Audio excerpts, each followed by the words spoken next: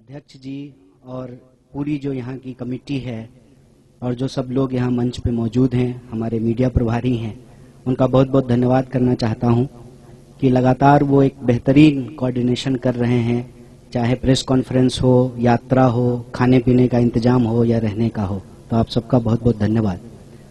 और आज के इस प्रेस कॉन्फ्रेंस में हम मुख्य रूप से एक मुद्दे पे चर्चा करेंगे और इस मुद्दे पे हम लोग लगातार बात कर रहे हैं, लेकिन मुझे लगता है कि जितनी बातचीत हम लोगों ने की है उससे ज्यादा बीजेपी ने इस यात्रा के ऊपर हमले किए हैं।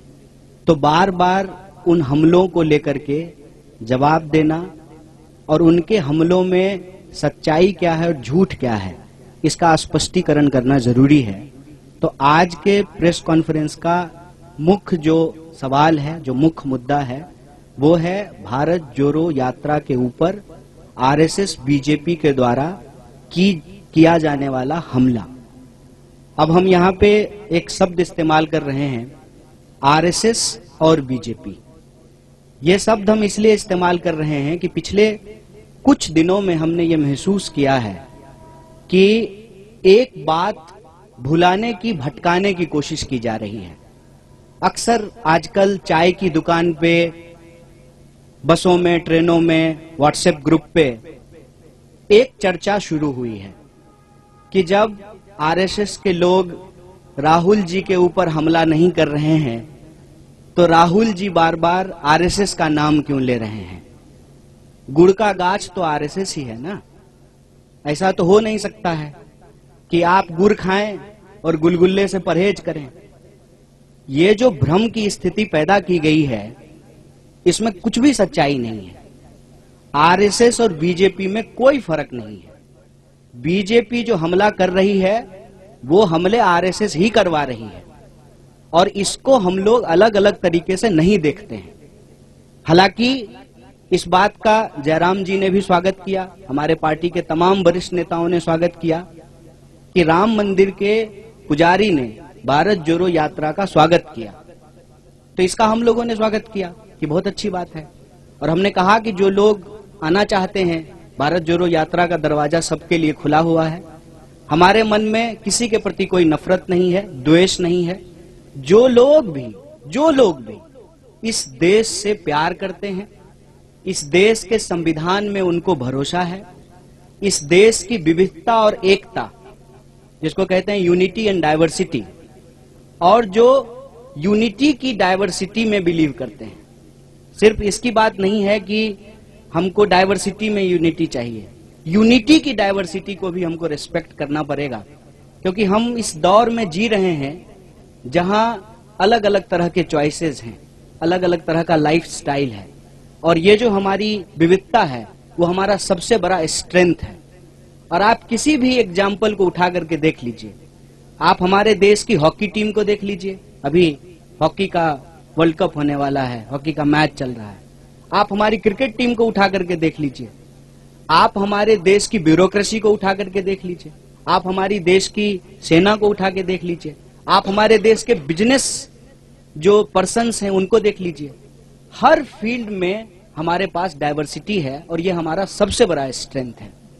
तो जो लोग भी इस देश की डाइवर्सिटी में बिलीव करते हैं, इस देश के मल्टीकल्चरलिज्म में बिलीव करते हैं, इस देश के कॉन्स्टिट्यूशन में बिलीव करते हैं, इस देश के लोग आपस में प्यार से रहें, इस भावना में भरोसा रखते हैं, जो लोग संविधान पर विश्वास रखते हैं, देश से प्यार करते हैं, वो सब लोग इस यात्रा में आ सकते हैं।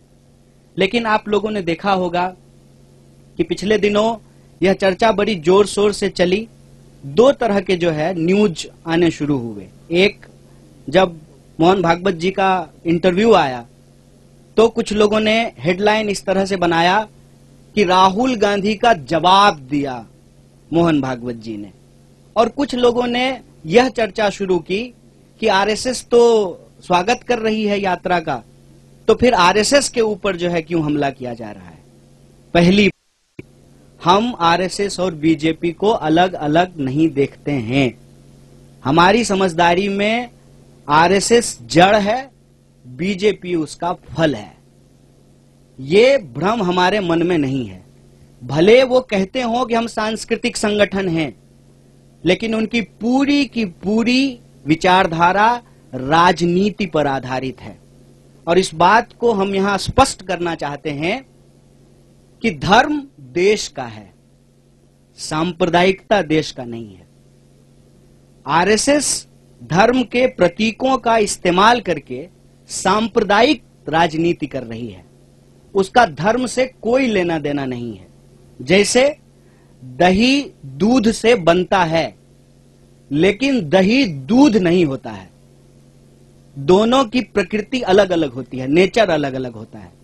कोई भी धार्मिक व्यक्ति किसी का खून बहाना, किसी को मारना, किसी के ऊपर हमला करना, नफरत फैलाना, इस तरह की चीजों का समर्थन नहीं करता है।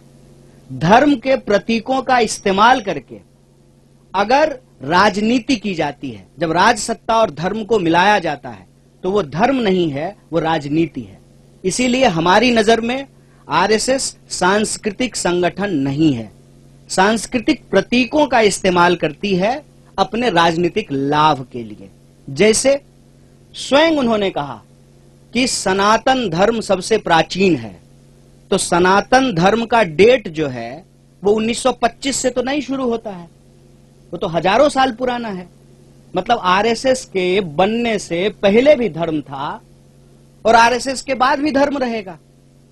इसका मतलब आरएसएस का धर्म से कोई लेना देना नहीं है। बस वो धर्म के प्रतीकों का इस्तेमाल करते हैं कि उस धर्म में आस्था रखने वाले लोगों का जो राजनीतिक विचार है उसको प्रभावित किया जा सके। जैसे अगर किसी खास पहचान के आधार पर राजनीति होगी तो उस पहचान को रखने वाले जो लोग हैं उनका वोट लेना आसान हो जाएगा। इसीलिए आप लोग आजकल के जो जितने नारे हैं उसको ध्यान से सुनेंगे तो उसमें क्या कहा जाता है, उसमें क्या बोला जाता है और उसमें अक्सर क्या की जाती है।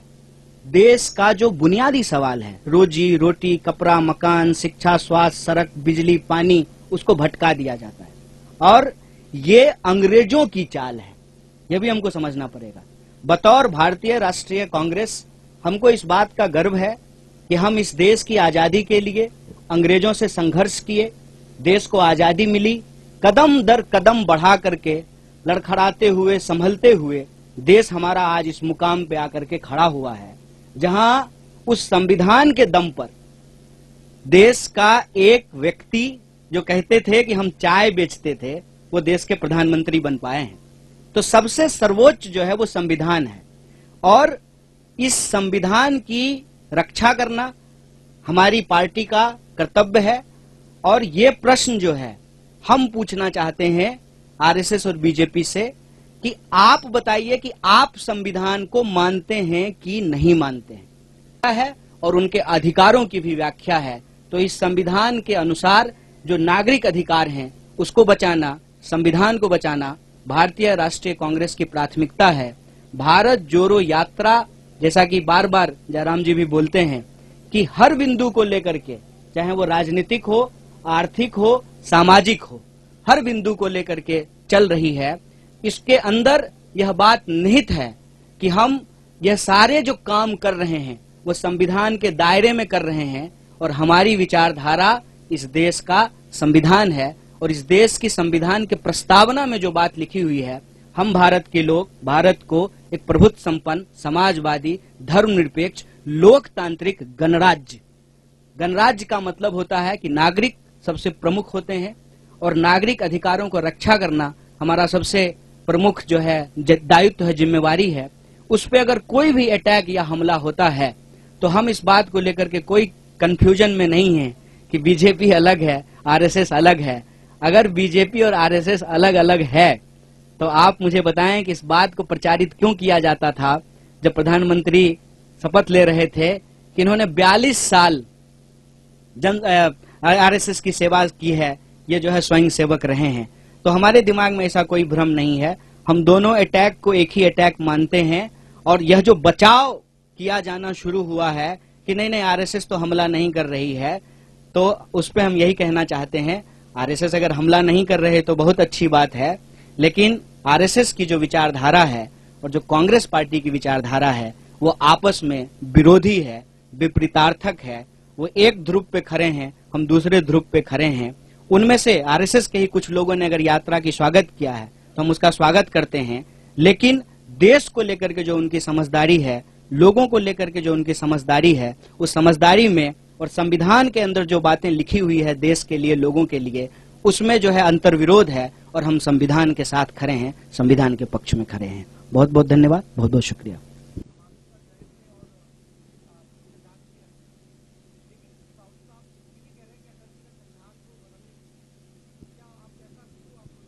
नहीं, ये मैंने आपको हिस्टोरिकल फैक्ट बताया है कि रिव्यू कमेटी बनाई गई थी जब वो प्रधानमंत्री बने थे।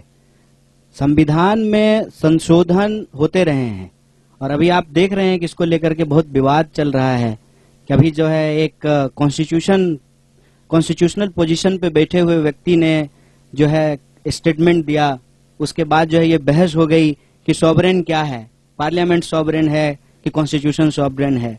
तो अल्टीमेटली तो पार्लियामेंट कैसे फंक्शन करेगी ये बात भी तो कॉन्स्टिट्यूशन में लिखा हुआ है। तो कॉन्स्टिट्यूशन तो सबसे ऊपर है। संविधान में भी अगर आपको कोई रिव्यू करना है, उसमें कोई संशोधन करना है, और संविधान के कई संशोधन हुए हैं, उसकी बात भी तो संविधान में ही लिखी हुई है।